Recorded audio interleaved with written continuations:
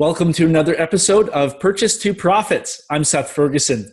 Make sure you hit the subscribe button so you don't miss our daily interviews with successful real estate investors. And I've put together the top 7 key market drivers I look at when analyzing a real estate market. Go to sethferguson.org to download your free copy. Our guest today has been investing in real estate for the past 10 years as a retirement strategy and as a way to build wealth in addition to her business ventures. Kathleen Shannon joins us today. Kathleen, welcome to Purchase to Profits. It's great to have you on the show. Hi, Seth. Thank you so much for having me. Yeah, pleasure is all mine. Really looking forward to this. So let's kick right things off and dive right into your real estate goals. I mentioned them briefly in your introduction. Yeah, so I feel a little bit different from some of your other guests because real estate isn't my primary jam. It's really just one piece of an ecosystem that I've created for myself to get to financial security and also to build wealth. So for a living, I run a branding and advertising agency. I'm a podcaster. I've authored a book. And real estate is a really great way to kind of have a retirement plan whenever you don't really know what's next. And whenever you're an entrepreneur who's used to the feast or famine, I feel like real estate just gives me a little bit of that security and hopefully financial independence one day. Yeah. So, and what does financial independence mean to you? Because everybody's got a little bit of a different definition. Yeah. So on the small scale, financial independence is being able to eat sushi on a Tuesday, right? Yeah. Or buy out of season avocados. But for me, on the grand scale of financial freedom, it would be having $3.5 million so that I could live off of the interest of $150,000 a year. Nice. And so how far along are you now to hitting that goal? I'm not super close. Not super close. A long ways to say I'm almost a third of the way there, I would say. Oh, that's pretty good. Yeah, it's not bad. Yeah, no, that's awesome. So, what do you then? So, okay, let me put it to you this way. So, what do you think you have to change in order to get the other 2/3 in how you invest? That's a great question. And I actually hired some financial advisors for the first time ever this year.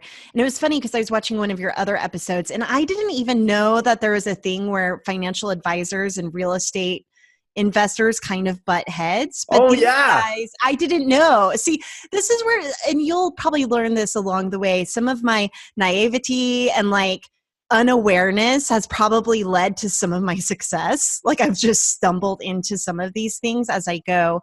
But the guys that I hired actually do real estate investing and they're fiduciaries. I feel like I always mix up fiduciary.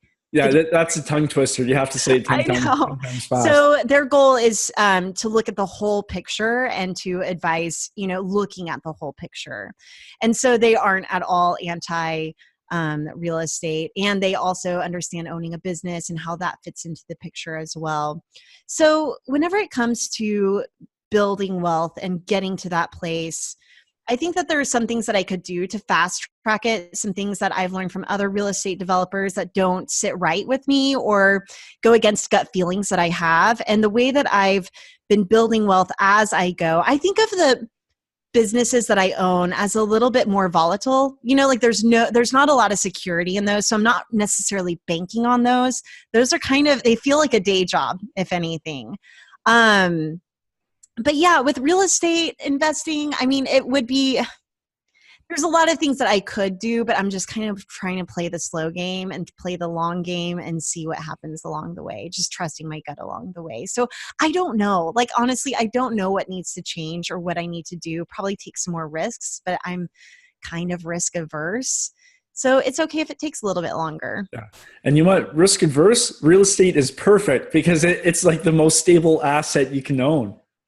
Yeah, that's right. And whenever you're asking about my goals in real estate, I've gotten real nervous this year. In fact, I was thinking about if I were to invest in real estate starting now, I'd be one of those people that's too scared to do it. I'm glad that I started in my 20s with every scrap of spare change that I had. I would just buy these $65,000 homes, the kinds of homes that I would live in, especially in college or right out of college. That was kind of my true north, my guiding point whenever it came to the decisions that I made is, would I live here? I once upon a time, before I had a kid, had an idea of, what if I moved overseas or, kind of backpacked for a year and then I came back home and needed a place to stay? I could stay in any one of my investment properties. That was kind of the big dream that didn't pan out, but I think it really did serve me well.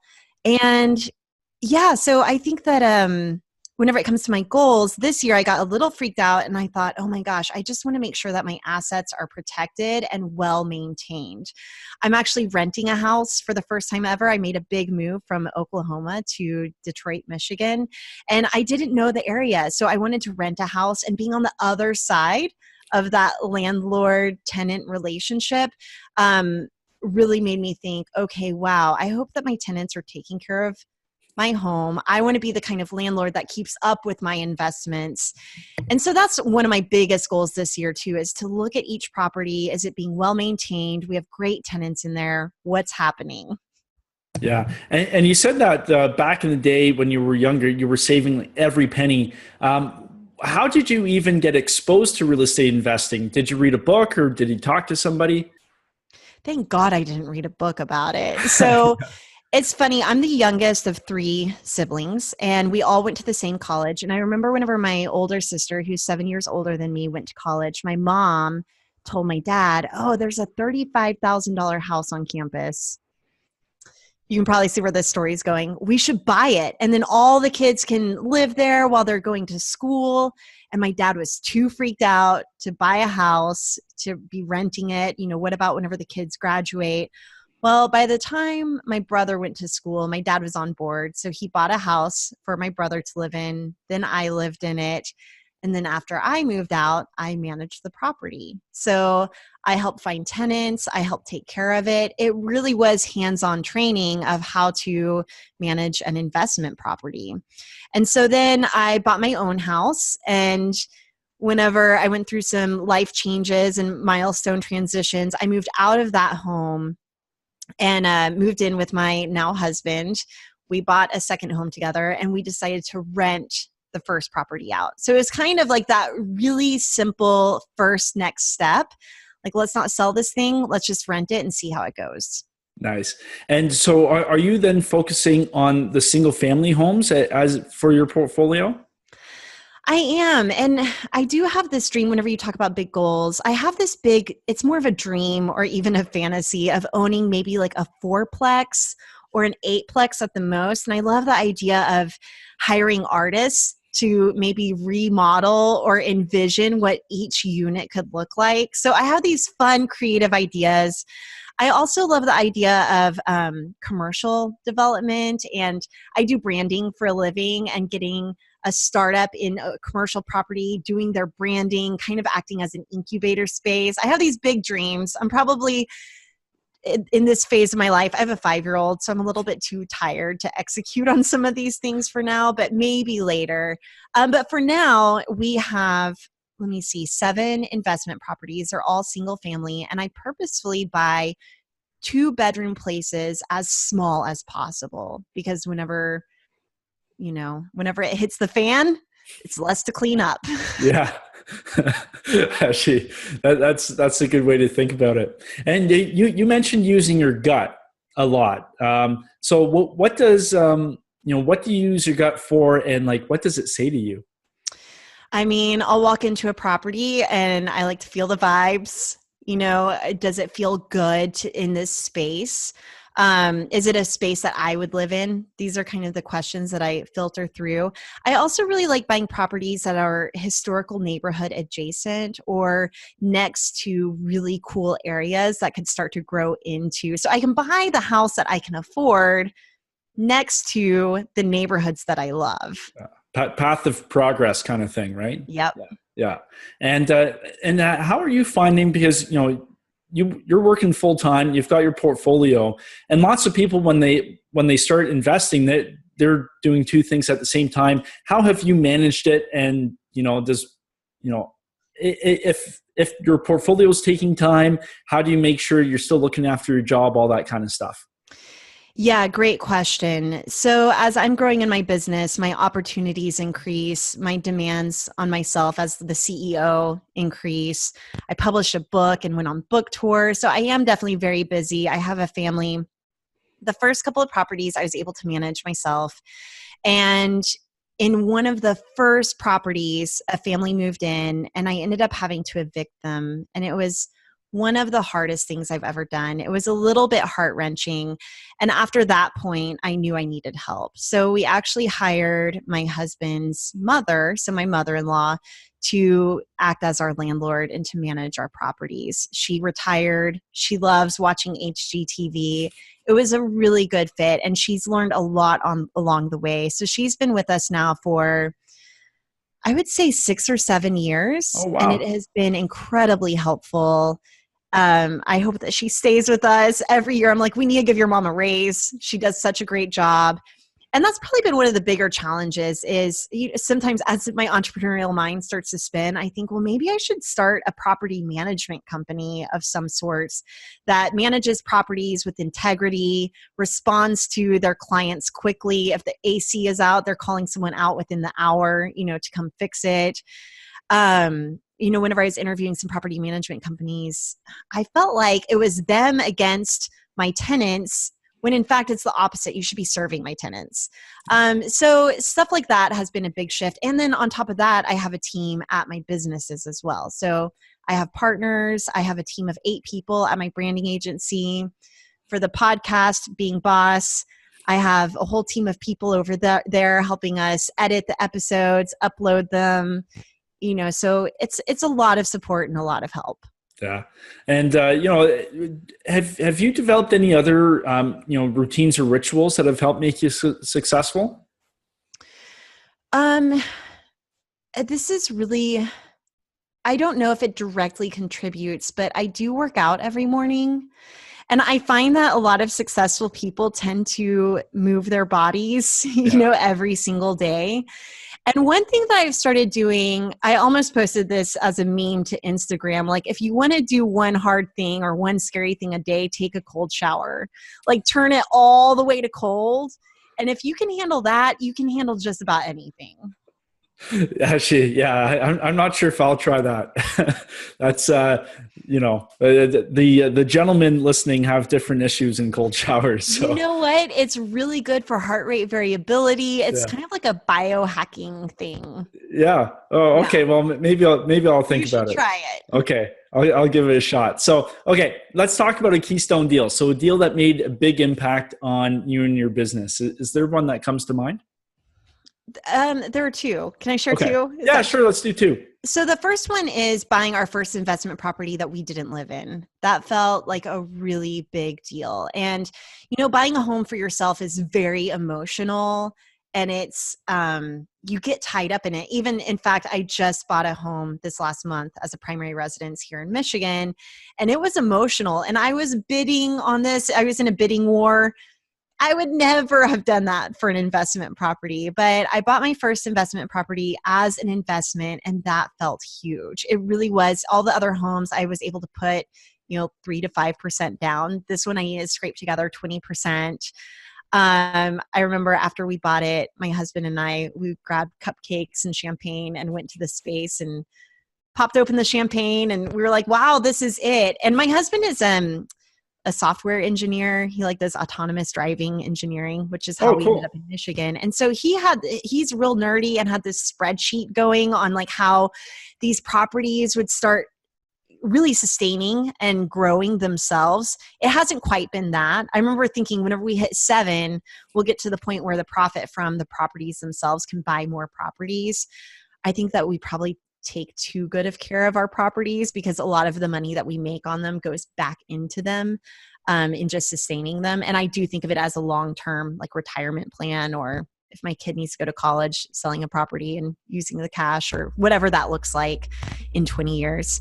So that was a really big deal. But on a more professional blended level, a deal that felt like a really big deal to me is whenever I was in a meeting with a real estate developer locally in Oklahoma City, and he was developing out a new district called the Wheeler District. And I was in a meeting with him. I thought his vision sounded really cool. He really had no idea who I was, but it was me telling him that I was investing in rental properties that made him think like, okay, she's not only going to be able to brand out my district and my development, she kind of understands like what goes into properties. And so really just seeing your worlds merge in that way, that felt really special and it felt like a really big deal. And I've continued to do a lot of branding for developers that are working on really cool projects that are building up the city that I'm really proud to be a part of. Yeah. Well, let's go into that. So what are the biggest, I guess, mistakes or things that real estate investors and developers can do to help their brand? Because, most investors don't even think about branding. They're not like the marketing mind. So what can people start doing? Right. So the best thing that you can do whenever you're branding yourself is to be able to articulate and share what it is that you do in that elevator pitch, right? So imagine that you're going from the first floor to the 13th floor on an elevator. Can you tell someone what it is that you do in that amount of time? The second thing, one thing that I really focus on a lot is personal branding. So how do your personal tastes and influences or how do your personal tastes rather influence the work that you do and the deals that you do? And really understanding that people are people and you're always working with people. So how can you appeal to that really whenever it comes down to it? And then on a more, kind of practical, tactical level, like we're designing out pitch books for our developers. They look really polished and professional, but also personable and relatable. And it really just builds trust. I mean, whenever it comes down to it, branding is about building trust. And I know that things can get kind of shady with developments and people have their issues with it. But if you can build trust through a cohesive, polished package, it's going to serve you well. Yeah, no, those are some great tips. So let's get into how real estate has changed your life so far. It hasn't yet. Hey, But I think it might you're down the 30. road. I guess overall, it makes me feel braver. And we've always lived within our means whenever it comes down to, how we engage in our lives. I was even thinking about how probably some of my friends were buying expensive purses and I've never had a designer purse or buying new cars. And I was just scraping together every penny and putting it in real estate. So if anything, it just makes me feel kind of responsible and brave and like I'm doing good things for myself and for my family. So that's really nice. I mean, I guess it's just this feeling of, I wouldn't say it's necessarily a feeling of security because I'm constantly freaking out about my properties and like, are they doing okay? And are my tenants okay? There is some added stress that comes with it, but then there's some added reward that will pay off. Yeah. And hey, you said you were a third of the way towards your goal. That's not, you're well on your way. That's true. And, it's kind of like a 401k, I suppose, where you kind of set it and forget it, especially because we're not doing the hands-on management of the properties. And I should say we're not quite a third of the way. Like I'm just waiting for my Mint my Mint app on my phone to hit 1 million. I'm not quite there yet. But, we're building it as we go and I'm proud of that. Yeah. And so let's look ahead 10 years in the future. Where will you be with your portfolio in 10 years? Will you have hit your goal by then?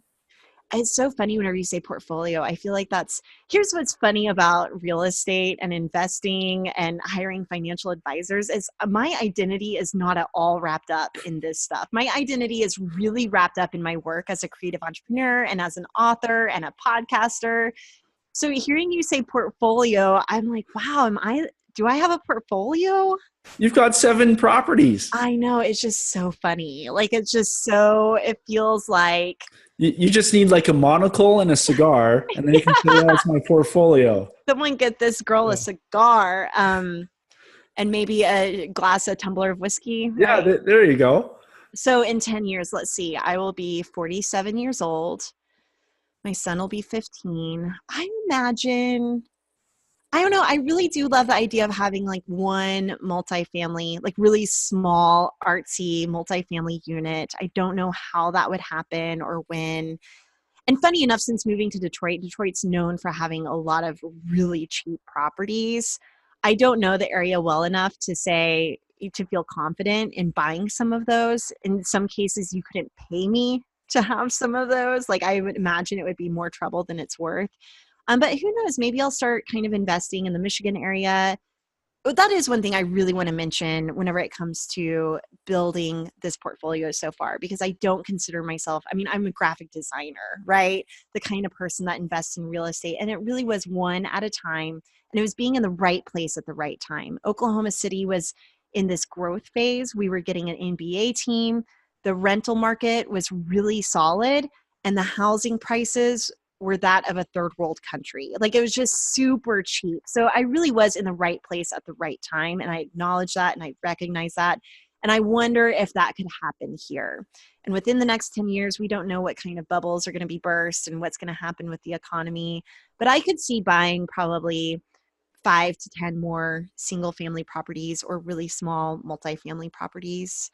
Yeah. Yeah. No, hey, that sounds good. So let's say somebody's listening right now and they're working hard, they own a business, and they've always thought about getting it, buying a property and building a portfolio. What sort of advice would you give them now if they're kind of sitting on the fence?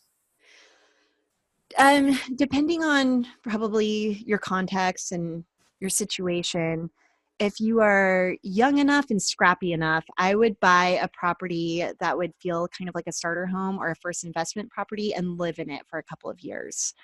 And then whenever you're ready to buy your second property, hang on to that one and just start renting it out. I mean, that's how I did it. That's how I would recommend for anyone who just needs to start building up a little bit of a retirement fund. That's an alternative to a 401k or Social Security, which who knows where that's going to be by the time we're ready to draw on it. I would also say, trust your gut. Do you like the property? If you like the property, someone else that's going to respect the property will end up living there and taking care of your asset for you. Yeah. Oh, that's another one of my dreams. One of my dreams is for someone to be in one of my properties for like 20 or 30 years. And essentially they've paid off the mortgage and gifting them the house. Wow. Yeah, I would love to be able to do that. You would be, you would have like a TV series. That's a great idea. I even think about like leveraging it as like yeah. Yeah, I would love to be branding. able to do that. And I would love to, there was actually one time I almost bought a property and a woman was living in it and she wanted to stay there. And I remember looking at her and I go, do you like this house? And I knew how much she paid in rent and I knew how much the mortgage would be. And she was like, yeah, I love this house. And it's my privilege showing up. I was like, you should buy this house. And she got teary-eyed and she said, I would if I could. So I would also love in the next 10 years to be able to figure out a way to help people buy their own residences, that are paying double the amount in rent. And I know that there's a lot of stuff with home ownership versus rent and which one's actually more economical.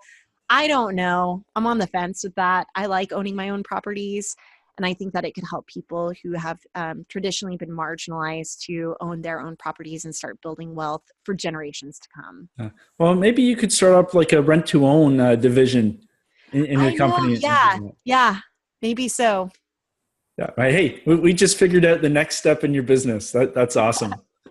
So, Kathleen, if somebody wants to reach out to you, learn more about what you're doing, ask some questions, where can they find you? Yeah, so I'm pretty active on Instagram. So personally, @andkathleen is where I'm at there.